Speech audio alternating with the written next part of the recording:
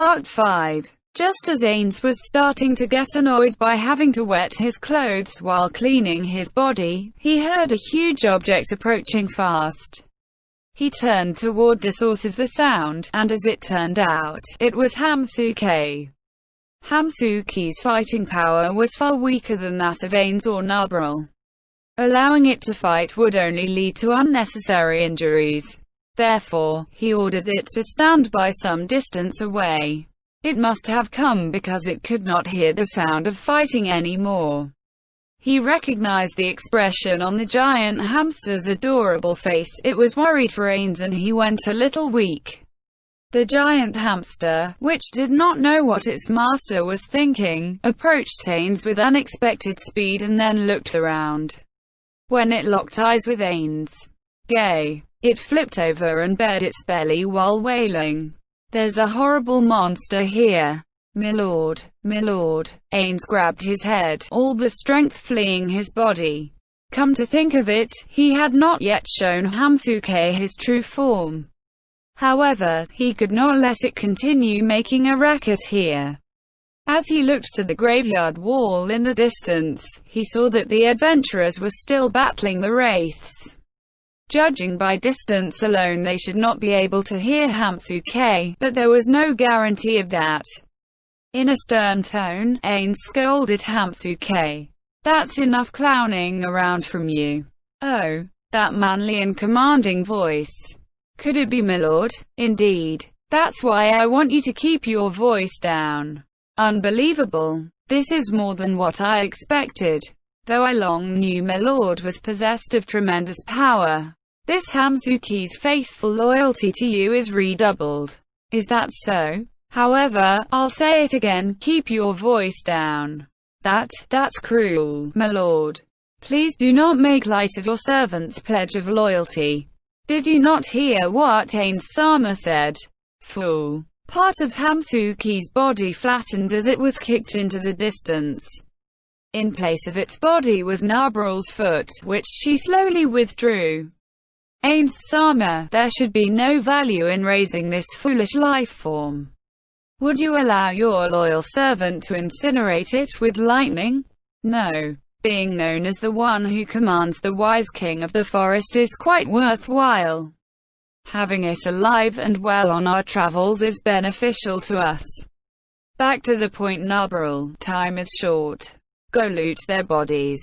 We might need to turn their possessions over to the local authorities, so we need to ascertain the value of those objects first. Understood. I will be in the chapel. Take care of the rest. Yes. Then, what about the corpses? Should we take them back to Nazareth?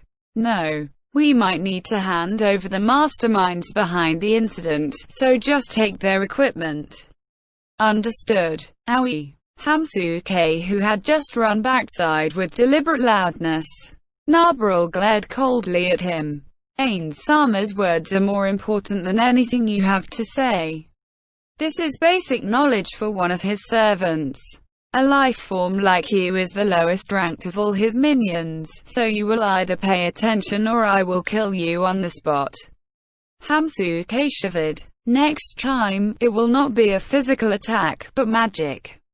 For the crime of disobeying Ains-sama, you will suffer until you pray for death. I understand. Please do not put on that scary face. Although, I was quite surprised by how majestic he looked. It was quite impressive. Nabril's expression softened a little and she said, "Indeed, Ains-sama cuts an impressive figure. At least you have good taste. Thank you for your praise. But if that is how my lord looks, then do you have another face as well, Nabril Dono? I am a doppelganger. This face of mine is made by my own innate abilities. Watch." She removed a glove and revealed a hand with only 3 fingers, which were longer than human fingers. They resembled the bodies of peppered moths. I see. Don't look so surprised. You're a servant in the Great Tomb of Nazareth as well, so don't make such a big deal over such small things. Anyway, I'm going to strip the magic items from the corpses, so come along and help me. Yes. Understood. The boy, Neferia, was in the chapel. As Ains looked at him, the red light in his eye sockets dimmed. He wore a strange, transparent outfit which drew attention to his body, but Ains's attention was on his face. Someone had cut him across the face and punctured his eyes. From the tear-shaped clots of reddish-black blood that wept down his cheeks, it was clear that he was blind. Well, blindness can be cured. Magic really is convenient. The question now was Neferia's current condition. He had been standing up here, but had not reacted to Ains's arrival. Even if his eyes could not see, he should have known that someone was coming. However, there was no reaction, which implied one thing: mind control. The question now was what sort of control he was under. It must be this. Ains's gaze settled on the spider-web-like crown which rested on Neferia's head. Or rather, it would be better to say that nothing else looked more suspicious than it.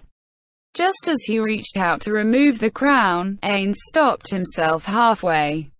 Since he did not know what had caused this, he should not make any careless moves.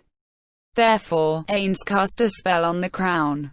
All appraisal magic item. In YGGDRASIL, this spell would tell its caster about a magic item's creator and manufacturer. The spell could also be cast here.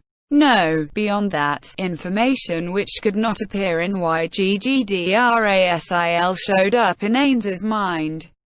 The Crown of Wisdom. I see. However, this item's abilities don't exist in YGGDRASIL.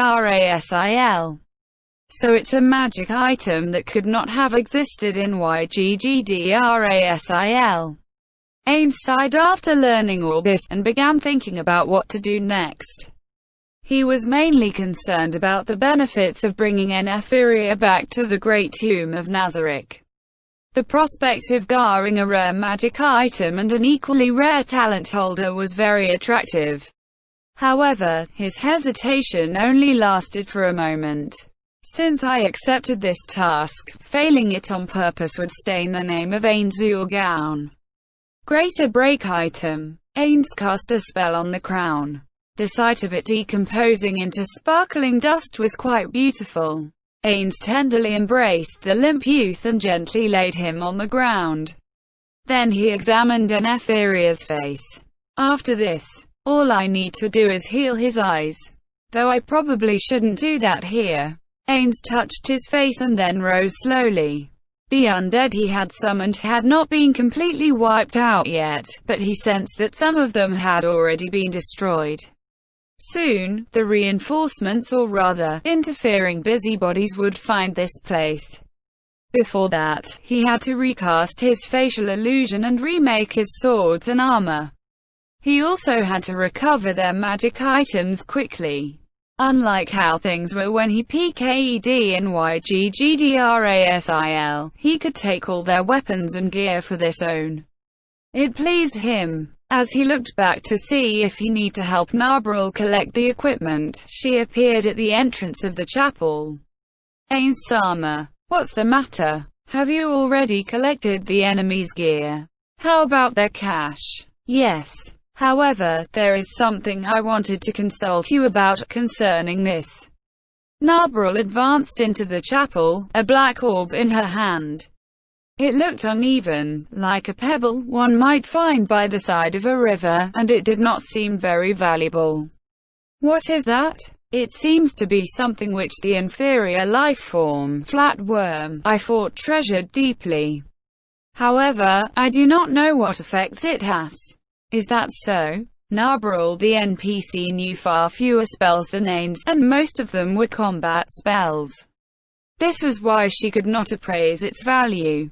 Ains picked up the orb, and cast the same spell he had just now. All appraisal magic item. The red points of light which served as Ains's eyes lit up. What is this? The Orb of Death? And it's an intelligent magic item. The Orb of Death was an impressive name, but it was hardly outstanding. It aided in controlling the undead, and it could cast several different necromantic spells every day, but none of those appealed to Ains. It also had the drawback of mentally dominating humans who held it. Although Ains and Nabril, who possessed defenses against mind-affecting effects, were immune, as were demi-humans or heteromorphic creatures. What a strange item. The only thing which intrigued him was the fact that it was an intelligent magic item. Ains poked it lightly, and just as he was about to command it to speak, there was a voice in his head. "Greetings to you, O mighty King of Death." Those words echoed within his skull. Ains continued looking at the orb. In a world of monsters and magic, this was hardly something to shout about. It really is an intelligent magic item. Ains nimbly rolled the orb from hand to hand, and then continued examining it. However, the orb did not show any sign of wanting to speak. Ains pondered the situation, and then after deciding a possible reason for this, he said, "I permit you to speak. You have my deepest thanks, mighty King of Death." This reaction reminded Ains of the loyal NPCs of Nazarick, and he chuckled. "Please accept the utmost respect of this one for the absolute aura of death which surrounds you. I should have dispelled all my auras. Why does this item keep calling me the King of Death? I shall permit it. My deepest thanks, O Supreme Overlord of Death. I am deeply grateful to all the forms of death which exist within this world that I could encounter an exalted being like yourself." Though the orb was laying it on a bit thick, those words seemed sincere enough. It made Ains's back itch a little, so he thrust his chest forward and said, "And can you speak anything besides flattery?" "Yes. This one deeply apologizes for this thoughtless request, but this one has a wish that it hopes you will help to grant." "What wish?" "Yes. This one has always felt that it had come to this world in order to spread death. But after meeting a mighty King of Death like yourself, this one realized that it had been truly born in order to serve you. Oh, almighty King of Death, please accept this one's fealty. This one hopes to have a place among your faithful servants." It sounded sincere enough, and if it had a head, it would probably have been lowered. Ains pressed his knuckles to his mouth and began thinking. He had to consider the merits and demerits of taking it as a minion, whether it was reliable, and so on. Ains examined the magic item again. For safety's sake, he should probably destroy it. However, something like this did not exist in YGGDRASIL, so destroying it would be a waste. After casting several protective spells on the orb, Ains called out to the giant hamster that had entered the chapel. "Hamsuke, what does my lord desire? Take it." Ains tossed the orb he was holding, and Hamsuke nimbly caught it. "May I ask my lord about this item? It's a magic item. You can use it, right?" I should be able to. But it's noisy. It's so loud I want to return it to my lord." Nabril looked at Hamsuke, her eyes wide. "Are you giving it to the newcomer?" Ains could tell from the way she had lost control of her voice that Nabril was deeply shaken. "Though I've already cast anti-detection spells on it, I can't say it's perfectly safe, so it's better to hand it to Hamsuke." "I see. As expected of Ains-sama. Your wise judgments are impeccable." Before him were Nabril and Hamsuke, who was bowing. Its cheeks were larger than a human's fists. Just as he was about to order them to fall back, Ains noticed his bright red cape. On a whim, he grabbed its hem. "Now then, if the recovery is complete, then let us take an Ephyria." Ains flourished his red cape in a grandiose manner, and return in triumph. End chapter.